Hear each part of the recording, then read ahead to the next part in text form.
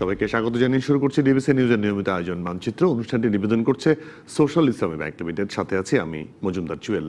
প্রতিদিন বিকাল 4:30টায় এই আয়োজন নিয়ে আমরা থেকে আপনাদের সাথে চেষ্টা করি সারা দেশের নানা সংকট সম্ভাবনার কথা জানাবার।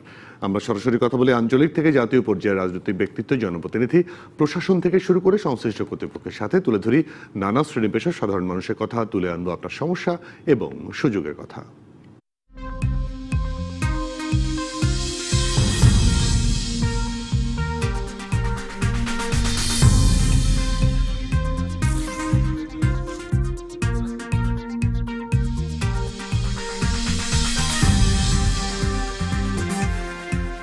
জানুয়ারি টু জুন এই মাসের একটা লিস্ট করা হয়, দেন এই পার্টিদের ইনফর্ম করা হয় যে আপনাদের মালগুলো হয়ে গেছে, এরপরে আমরা মালগুলো ফেলে দিই।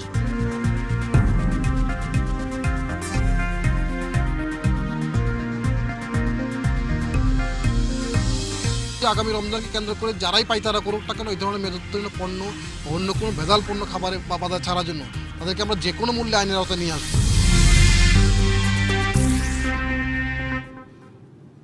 নিরাপদ খাদ্য পাওয়া একজন মানুষের অধিকারের মধ্যে পড়ে, কিন্তু আমাদের দেশে এই নিরাপদ খাদ্য পেতে এখন রীতিমতো দাবি করতে হচ্ছে। সরকারের নানা প্রতিষ্ঠান নিরাপদ খাদ্য নিশ্চিত করার চেষ্টায় গলদঘর্ম, তারপরেও পণ্যের উৎপাদন থেকে শুরু করে বাজারজাত পর্যন্ত কেবল ভেজাল ভেজাল আর ভেজাল। তাই যে যৎসামান্য অভিযান চলছে নিরাপদ খাদ্যের জন্য তা একেবারেই অপ্রতুল। এ কারণে মানুষ জিম্মি হয়ে আছে অবৈধ আর ভেজাল ব্যাপারীদের হাতে। তবে কি এর কোনো প্রতিকার নেই? আজ আমাদের আলোচনার বিষয় নিরাপদ খাদ্য দাবি নয়, অধিকার। আমাদের সাথে যুক্ত হচ্ছেন খুলনা থেকে কেসিসি উইমেন কলেজের ফুড অ্যান্ড নিউট্রিশন ডিপার্টমেন্টের বিভাগীয় প্রধান নাসরিন নাহার বেগম এবং সিলেট থেকে সুজনের সভাপতি ফারুক মাহমুদ চৌধুরী। দুজনকে স্বাগত জানাই আজকের মানচিত্রে। নাসরিন নাহার চৌধুরী, আপনাকে দিয়ে শুরু করি। আসলে এই যে নিরাপদ খাদ্য পাওয়ার অধিকারের কথা বলছি, আমি নিরাপদ খাদ্য পাচ্ছি না। আসলে এটা সরকারের বিভিন্ন প্রতিষ্ঠান যৎসামান্য চেষ্টা করছে, এটা আমরা বলছি, কিন্তু এর ফলে আমাদের যে আসলে সার্বিকভাবে যে প্রভাবের মধ্যে পড়ছি আমরা, এটি থেকে কি নিরাময়ের কোনো উপায় আছে?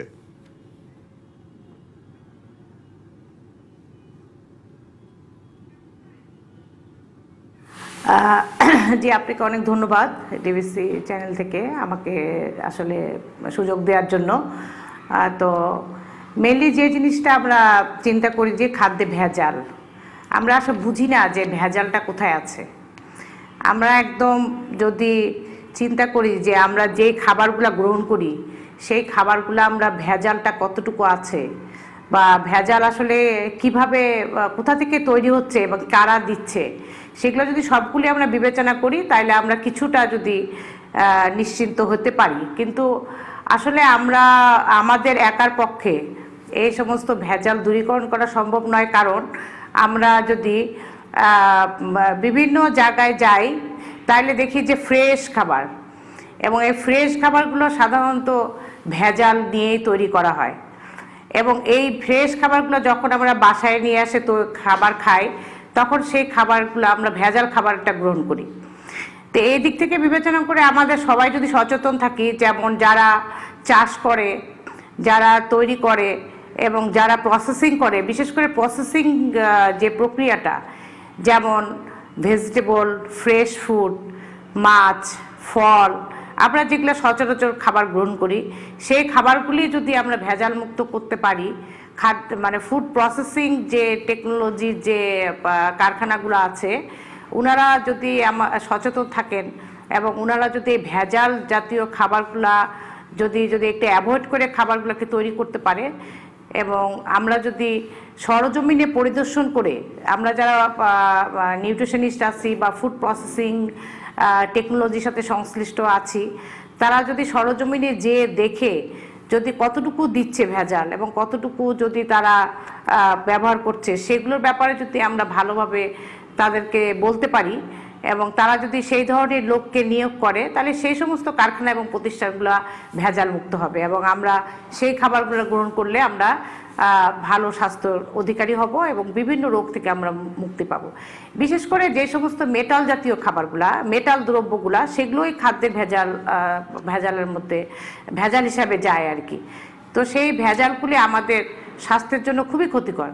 যেমন আমাদের অঙ্গহানি হয়, আমাদের ক্যান্সার হয়, আমাদের ব্রেন ড্যামেজ হয়, এবং এই ক্ষেত্রে আমরা বুঝতে পারি না যে আমরা এই খাবারগুলো গ্রহণ করছি। যে ফলগুলি বিভিন্ন আপনার আঙ্গুর, কমলা এবং আপেল দেখবেন যে আমরা যখন কিনে নিয়ে আসি বাসায় রেখি, ফ্রেশ হিসাবে আমরা টেবিলে রেখে দিই, কিন্তু মাসের পর মাস সেগুলো নষ্ট হচ্ছে না, কারণ এগুলোর মধ্যে বিভিন্ন আপনার ভেজালগুলা প্রচুর পরিমাণে সেগুলো থাকে।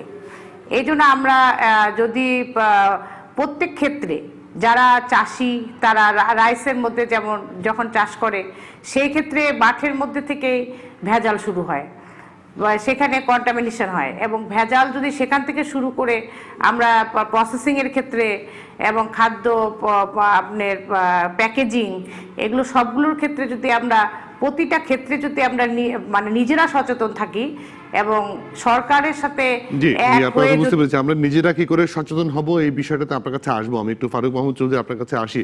যেটি বললেন আসলে যেভাবে সম্ভব একেবারে খাদ্যের উৎপাদন প্রক্রিয়া থেকে প্যাকেটজাত করা এবং বাড়ি পর্যন্ত এসে আমাদের গ্রহণ করা পর্যন্ত সব জায়গাটাতে ভেজাল ঢুকে পড়েছে, এটা তো ভয়ঙ্কর পরিস্থিতি।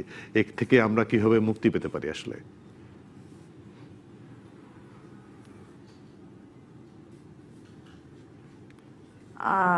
আসলে আমাদের আমি একটু ফারিক মাহমুদ চৌধুরীর কাছ থেকে উত্তরটা নেই। আমি আপনার দর্শক যারা আছেন তাদেরকে শুভেচ্ছা জানাচ্ছি। জি জি আমি ডিবিসির দর্শকবৃন্দকে শুভেচ্ছা জানাই আজকের এই অনুষ্ঠানে। তো আমি বলবো যে আকাশে এত তারা নেই, আমাদের দেশে এত ধারা আছে, কিন্তু সেই ধারাগুলার যথাযথ বাস্তবায়ন হয় না, আমরা বাস্তবায়িত হতে দেখি না। এইখানে নিরাপদ খাদ্যের যারা নিশ্চয়তা দেবেন তাদেরকে বললেই শোনা যায় যে তাদের লোকবল কম, ওনারা সেভাবে ব্যবস্থা নিতে পারছেন না। তো আমরা মনে করি যে এইখানে যদি নিয়মিত যদি বের হন এবং এই ভেজালগুলা যদি শনাক্ত করতে পারেন এবং দেশের প্রচলিত সর্বোচ্চ শাস্তি যদি বিধান করা হয়, তাহলে আমার মনে হয় এগুলা কিছুটা কমে আসতে পারে। আমরা যদি একটু সভ্য দেশের দিকে তাকাই, সেখানেও কিন্তু অনেক অনিয়ম হয়, কিন্তু সেখানে আইনের বাস্তবায়ন হয়। বাস্তবায়ন হওয়ার কারণে সেখানে অনেক রাজস্ব পাওয়া যায়। আপনি সব সেক্টরেই সভ্য দেশগুলাতে আপনি দেখতে পাবেন, আমরা দেখতে পাই। তো এখানে এই যে রাসায়নিক যে দ্রব্যগুলা মিশানো হয় ভেজাল, সেইগুলা যদি সামাল দিতে পারেন, সেই আইটেমগুলো অনেকগুলো আইটেম আছে, আমি নিজেও সেগুলা বলতে পারবো নাম অনেকগুলা। তো এগুলা আপনারা অনেকে জানেন, অনেক দর্শকও জানেন। তো সেটাকে যারা আমদানি করবেন, আমদানি সময় যদি আমদানি করার পর থেকে যদি নিয়ন্ত্রণ করা যায়, ওনারা কার কাছে এই আমদানিকারক মালটা বিক্রি করছেন সেখানে ঠিকানাটা রাখেন, সেটা যদি ওনার মোবাইল নাম্বারটা বিশেষ করে রাখেন এবং কি পরিমাণ নিয়েছেন, কি কাজে নিয়েছেন সেটা যদি উল্লেখ থাকে এবং সে সংশ্লিষ্ট যে জেলাতে নিয়ে যাবেন বা উপজেলায় নিয়ে যাবেন সেইখানে যদি এখানে জানিয়ে দেওয়া হয়, তাহলে ওনারাও জানতে পারলেন যে কিভাবে মানে কার কাছে এই মালটা আসছে, কিভাবে ব্যবহার করছেন। তো এখানে যারা গোয়েন্দা সংস্থার লোক আছেন তারাও এ ব্যাপারে দায়িত্ব পালন করতে পারেন। বিভিন্ন দেখা যায় যে কারখানাগুলোতে যখন গিয়ে নির্বাহী ম্যাজিস্ট্রেট গিয়ে জরিমানা করেন চলে আসেন, কিন্তু পাছেই হয়তো দেখা যাবে ওনাদের কোনো গুদাম আছে, সেই গুদাম থেকে পরিমাণ মতো নিয়ে আসেন। এবং এই ভেজাল খাওয়ার কারণে দেখা যায় যে দেশের রোগ ব্যাধির সংখ্যা অনেক বেড়ে যাচ্ছে। কোনো অবস্থায় আমরা দেশের জনগণ পরিত্রাণ পাচ্ছে না, এবং এই পরিত্রাণ পাওয়ার জন্যই এই আইনের সঠিক প্রয়োগ করা দরকার। আমদানিকারক এখন আপনারা হয়তো দর্শকবৃন্দ যে সম্ভবত 60টি আইটেম পড়ে, মানে অস্ত্র, টাকা বানানোর কাগজ সহ আরও কিছু আইটেম আছে, 60টি আইটেম পড়ে সব কিছু ইম্পোর্ট করা যায়। সেই ইম্পোর্টের স্থানে যদি সেইগুলাকে যদি চেক দেওয়া হয় তাহলে আমার মনে হয় যে সেটা যথেষ্ট কার্যকর হবে বলে মনে করি। এবং নিয়মিত টহল এবং এই যে যাদেরকে ভেজালকারী হিসাবে শনাক্ত করা হবে সেইখানে তার প্রতিষ্ঠান সহ একটা ছবি যদি স্থানীয় সংবাদপত্রে যদি দেওয়া হয়, জাতীয় সংবাদপত্রে আসে, তাহলে তার গুডউইলের উপরে হ্যাম্পার হবে। আমার মনে হয় তখন সেটা থেকে ওনারা বিরত থাকতে পারবেন। সেই সাথে সাথে আমরা দুজনের কাছে আসবো, একটা ছোট বিরতি নিয়ে আসি, তারপর আবার অবশ্যই এই বিষয়ে আলোচনা করবো। দর্শক আমাদের সঙ্গে থাকুন, ফিরছি শিগগিরই।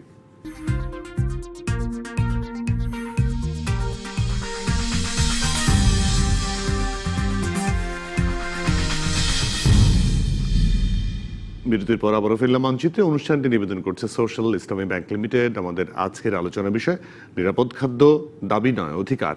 আমাদের সাথে যুক্ত আছেন খুলনা থেকে কেসিসি উইমেন কলেজের ফুড অ্যান্ড নিউট্রিশন ডিপার্টমেন্টের বিভাগীয় প্রধান নাসরিন নাহার বেগম এবং সিলেট থেকে সুজনের সভাপতি ফারুক মাহমুদ চৌধুরী। দুজনকে আবারও স্বাগত। ফারুক মাহমুদ চৌধুরী, আপনাকে দিয়ে বলি, আসলে আইনের একটা অবশ্যই বাস্তবায়ন দরকার। অনেক ধারা আছে, আপনি বলেছেন। আইন দিয়েই কি শুধু ভেজাল নিয়ন্ত্রণ সম্ভব, নাকি একদম উৎপাদন যারা করছেন, একেবারে যারা উৎপাদন পর্যায়ে আছেন, সবজি উৎপাদন করেন, ধান চাল উৎপাদন করেন, তারা কিন্তু সবাই যে একেবারে পরামর্শ নিয়ে সেখানে রাসায়নিক পদার্থ বা সার সেখানে দেন তা কিন্তু নয়, নিজের অভিজ্ঞতা বলে দেন, এবং সেটি কতটুকু ক্ষতিকর তারা কিন্তু জানেন না। সেটা নিয়ন্ত্রণ করবো কি করে?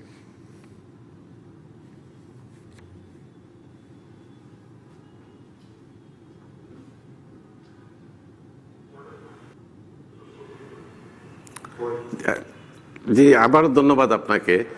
এটা নিয়ন্ত্রণ করার জন্য আমি মনে করি যে ব্যবসায়ী সংগঠন যেগুলো আছে, বিভিন্ন ট্রেড বডি আছে, বিভিন্ন চেম্বার, বিভিন্ন অ্যাসোসিয়েশনগুলো আছে, ওনাদেরও দায়িত্ব আছে। কারণ ওনারা সরকারের কাছ থেকে অনেক ধরনের সুযোগ সুবিধা নিয়ে এই ব্যবসায়ীদের কাছে দেন। তো ওনারা সেটা বুক করেন। তো বুক করার সময় যদি সবাই করেন, বর্তমান সরকারও প্রচুর সুযোগ সুবিধা দিচ্ছে, তো তখন এই ক্ষতিকারক দিকগুলো দেখাটা উচিত। প্রত্যেকটা জেলায় চেম্বার আছে, বিভাগীয় চেম্বার, আবার মেট্রোপলিটন চেম্বার আছে। ওনারা কি একটাবার দাঁড়িয়ে বলতে পারেন না যে আমরা সুযোগ সুবিধা এনে দেই, এইখানে কোনো ভেজাল হবে না, আমার জেলা ভেজাল মুক্ত এলাকা? এবং সাথে সাথে ওনারা বিভিন্ন সেমিনার সিম্পোজিয়াম করে থাকেন, বিভিন্ন মানে মত বিনিময় সভা করে থাকেন। সেইগুলোর মাধ্যমে যদি ওনারা জনগণকে সজাগ করেন, যারা প্রিন্ট ইলেকট্রনিক আর মিডিয়ার লোকজন আছেন, তাদের সাথে যদি ওনারা শেয়ার করেন ব্যাপারগুলা নিয়ে, যে এইভাবে আমরা জনগণকে উদ্বুদ্ধ করব।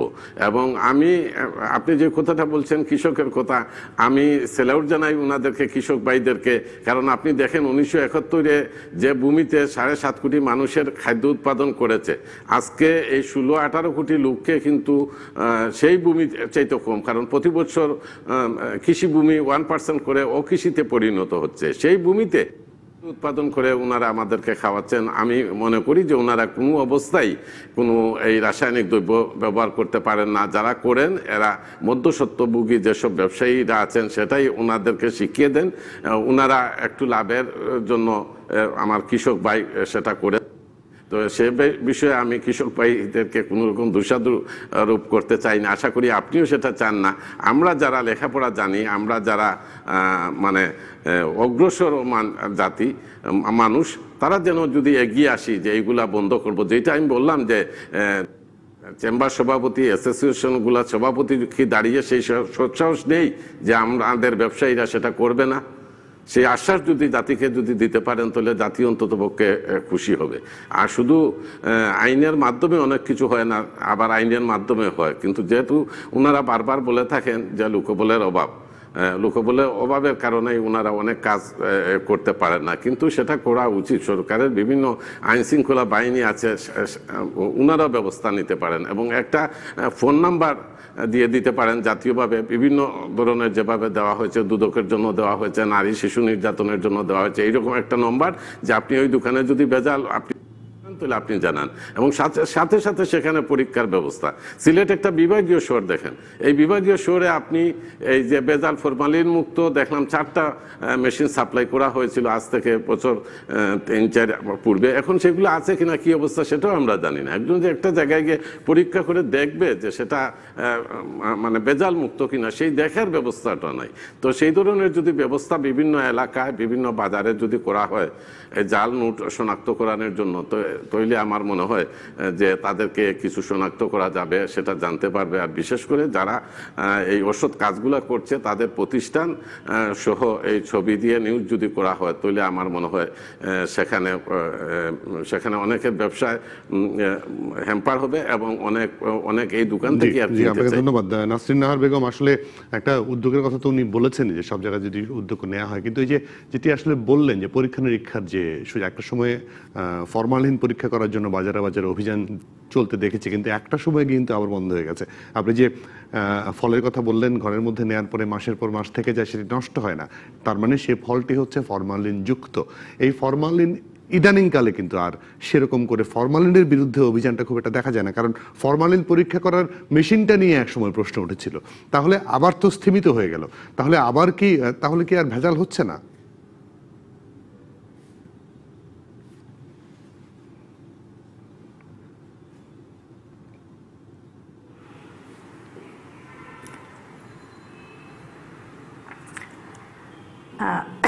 ধন্যবাদ আপনাকে আবারও। সেক্ষেত্রে ফরমালিন আসলে হচ্ছে না এটা ঠিক না। ফরমালিনে যে আমরা প্রথমে দেখলাম যে ফরমালিন টেস্ট করার জন্য একটা মেশিন তৈরি করা বের হলো, সেটা আমরা শুনলাম, এবং আমাদের যেটা ফুড অ্যান্ড নিউট্রিশন ডিপার্টমেন্ট আপনার INFS ঢাকা ভার্সিটির, ওখানেও আমরা শুনলাম যে ফরমালিন মুক্ত করার জন্য পদক্ষেপ নেওয়া হলো। সবাই শিক্ষিত মানুষ জানলো, কিন্তু কিছু কিছু জায়গায় আমরা ফরমালিন মুক্ত সেই মেশিনে আমার বাসাও আনলাম একটা ফরমালিন মুক্ত করার জন্য সেই মেশিন, কিন্তু এত এক্সপেন্সিভ যেটা আপনার সবসময় সচরাচর পাওয়া যায় না এবং সবার পক্ষে অ্যাভেল করা সম্ভব না। সেই ক্ষেত্রে আমাদের রুট লেভেলের যারা মানুষ এবং যাদের ইকোনমিক অবস্থা খারাপ, তারা কি করে এই ফরমালিন মুক্ত মেশিন কিনে বাসায় এনে সেই ফরমালিন মুক্ত মেশিন দিয়ে শাকসবজি ফ্রেশ করে তারপরে খাওয়া তাদের পক্ষে সম্ভব? আসলে আমাদের যেটা হলো মেইনলি রাসায়নিক দ্রব্যগুলোই আমাদের ক্ষতিকর প্রভাব সৃষ্টি করে। তো আমরা যদি আসলে সবাই সচেতন থাকি, যেমন আমি প্রথমেই বলছিলাম যে খাবার আমরা আসলে কোথা থেকে আমাদের ফার্স্ট তৈরি হচ্ছে, উৎপাদন থেকে শুরু করে আমরা যদি যেই ফার্টিলাইজারগুলো ব্যবহার করি সেগুলো আমরা যদি পরিমাণ মতো ব্যবহার করি, আমাদের যদি কৃষকদের সেভাবে মোটিভেশন করা যায় সরকারি এবং বেসরকারি লেভেল থেকে, যেহেতু আমাদের দেশের প্রত্যেকটা জায়গায় NGO কাজ করছে, সরকারি কাজ করছে, সেইভাবে আমরা যদি ফরমালিন আসলে একটা এলাকা বা একটা জায়গায় কতটুকু দেওয়া যাবে, কতটুকু ফার্টিলাইজার দিলে আপনার খাবারটা ফ্রেশ থাকবে বা খাবারটাকে অনেক দিন সতেজ রাখা যাবে, সেই জিনিসটা তাদেরকে যদি আমরা জানিয়ে দিই, তাহলে নিশ্চয়ই আমাদের দেশের মানুষ অতিরিক্ত ব্যবহার করবে না। এবং এই জিনিসগুলা আমরা যদি প্রতিনিয়ত সুপারভিশন মনিটরিং করতে পারি, আমরা একটা জিনিস শিখালাম কিন্তু সেই জিনিসটা আমরা সুপারভিশন মনিটরিং আমাদের নেই, তাইলেই আমাদের জিনিসটা আর ঠিক থাকবে না। কারণ ওই জিনিসটা খাইতে গেলে রুট লেভেলে যখন আমরা আমাদের কৃষকদের জানাচ্ছি, কৃষকরা করছে, কৃষকরা ওইটা করার পর যখন আমরা একটা ফুড প্রসেসিং ইন্ডাস্ট্রিতে খাবারগুলো চলে যাচ্ছে, তখন আমাদের যেমন বিভিন্ন আপনার কপার সালফেট এরকম বিভিন্ন রাসায়নিক দ্রব্য দিয়ে আমাদের যে খাবারগুলো পানির মধ্যে ফ্রিজিং করা হয় সেগুলোর মধ্যে দিয়ে যদি জিনিসটাকে ফ্রেশ রাখার জন্য রাখা হয়, কিন্তু সেই কেমিক্যালটা আমরা কতটুকু পরিমাণ দিব, সেটা যদি আমরা কোয়ালিটিটা টেস্ট করতে পারি বা সেইটা কতটুকু দিতে পারি, এটা যদি রাসায়নিক পদার্থটা কতটুকু দিলে আমাদের জিনিসটা ভালো থাকবে, সেটা ব্যবহার করাটা আমাদেরকে শিখাতে হবে। এবং এই ক্ষেত্রে আমাদের বিভিন্ন ইন্ডাস্ট্রিগুলো কাজ করছে, বিভিন্ন ফুড ইন্ডাস্ট্রিগুলো বিভিন্নভাবে কাজ করছে। তো সেই জিনিসটা আমাদেরকে সচেতন হতে হবে। এবং যখন বাজারে বিভিন্ন খাবারগুলো আমাদের নিয়ে আসে বিভিন্ন কৃষক, তখন সেটা যখন বাজার থেকে নিয়ে আসে তখন একবার তারা পরীক্ষা করলে আসলে সেটি থেকে মুক্তি থাকা যায় কিনা সেটি আসলে দেখা যেতে পারে। জি নাসরিন নাহার চৌধুরী, আপনাকে অসংখ্য ধন্যবাদ। ফারুক মাহমুদ চৌধুরী, আপনাকেও ধন্যবাদ আজকে আমাদেরকে সময় দেওয়ার জন্য। দর্শক আপনাদেরকেও ধন্যবাদ, আপনারা যারা এতক্ষণ আমাদের সঙ্গে ছিলেন। এই ছিল আজকের আয়োজনে। ডিবিসির সঙ্গে থাকুন 24 ঘন্টা।